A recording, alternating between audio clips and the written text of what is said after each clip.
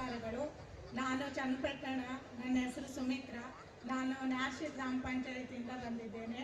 ಇವತ್ತಿನ 5 ಗ್ಯಾರಂಟಿಯಲ್ಲಿ ನಾನು ಗೃಹಜ್ಯೋತಿಯ ಬಗ್ಗೆ ಮಾತಾಡಲು ಇಷ್ಟಪಡುತ್ತೇನೆ. ಹಾಗೂ ನಮಗೆ ಎಲ್ಲ ಸೌಕರ್ಯವನ್ನು ತಂದುಕೊಟ್ಟಂತಹ ಮಧು ಬಂಗಾರಪ್ಪನವರಿಗೂ ನನ್ನ ನಮಸ್ಕಾರಗಳು. ಹಾಗೂ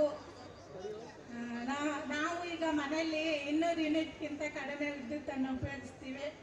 ಅದಕ್ಕೆ ಎಲ್ಲದು ಕರೆಂಟ್ ಎಲ್ಲರಿಗೂ ಉಚಿತವಾಗಿ ಸಿಗ್ತಾ ಇದೆ. ಅದು ಎಲ್ಲರಿಗೂ ಸದುಪಯೋಗ ಪಡ್ಕೊತಾ ಇದ್ದೀರಾ. ನಾನು ಪಡ್ಕೊತಾ ಇದ್ದೀನಿ. ನಾನು ತಿಂಗಳ 500-600 ರೂಪಾಯಿ ಬಿಲ್ ಕಟ್ತಿದ್ದೆ. ಈಗ ಫ್ರೀಯಾಗಿ ಕರೆಂಟ್ ಉಪಯೋಗಿಸ್ತಾ ಇದ್ದೀವಿ. ಹಾಗೂ ಎಲ್ಲರೂ ಅದ್ರ ಪ್ರಯೋಜನ ಪಡ್ಕೊತಾ ಇದ್ದೀರಾ.